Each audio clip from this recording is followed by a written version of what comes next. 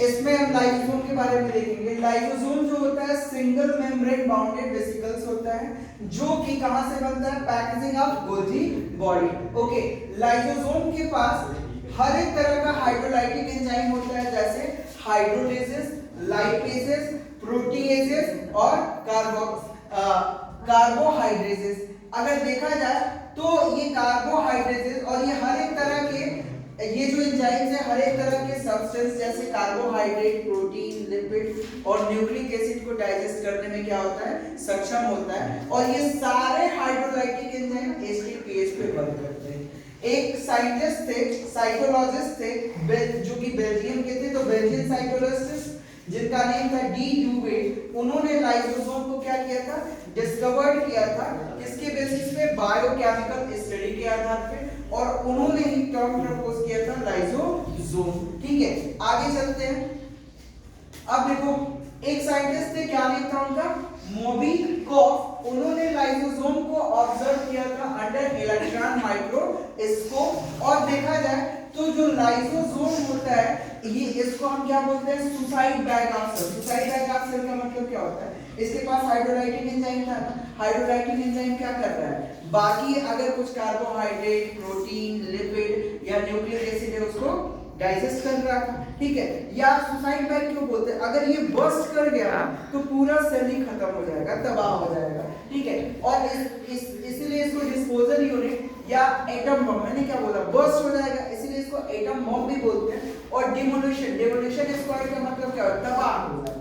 ठीक है, कोई चीज तबाह हो रहा है तो उसको हम डिमोलिशन बोलते हैं, तो डिमोलिशन स्क्वाड्स भी बोलते हैं। या अगर सेल में कुछ ऐसा इंटर कर जा रहा है या सेल में कुछ अपशिष्ट पदार्थ है, वेस्ट मटेरियल है, तो उसको भी कौन खत्म करेगा, लाइसोसोम ही करेगा, इसीलिए इसको स्कैवेंजर ऑफ सेल भी बोलते हैं। ठीक है, लाइसोसोम एनिमल सेल और प्रोटोजोआ में पाया जाता है। ठीक है, मैमेलियन आरबीसी में, आरबीसी क्या है, आरबीसी एक तरह का थैला है, एक तरह का बैग है जिसमें कोई भी सेलुलर ऑर्गेनल नहीं है। ठीक, न्यूक्लियस नहीं है, ओके, गोल्गी apparatus नहीं है, एंडोप्लाज्मिक रेटिकुलम नहीं है।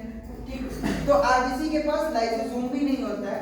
इसका सबसे ज्यादा अमाउंट कहां पे होता है, तो डब्ल्यूबीसी, मैक्रोफेजेस, पुफर सेल में, ऑस्टियोक्लास्ट में, सेक्रेटरी सेल जैसे वो किडनी का हो, स्प्लीन का हो या पेंक्रियास का हो। ठीक है, वहां पे इसकी मात्रा किसका नंबर ज्यादा होता है, लाइसोसोम का।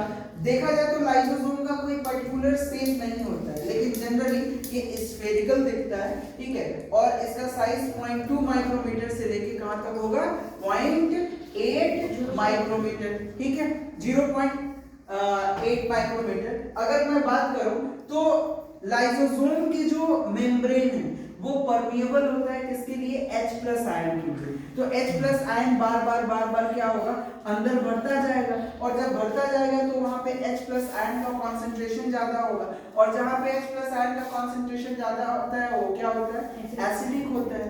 ये किस पेज, इसका पीएच क्या होता है, 4 to 5, अराउंड 5 के आसपास होता है। ओके, यहाँ पे लिखा हुआ है पॉलीमॉर्फिक। पॉलीमॉर्फिक का मतलब क्या होता है, कई मार्फ में देखने को मिलेगा।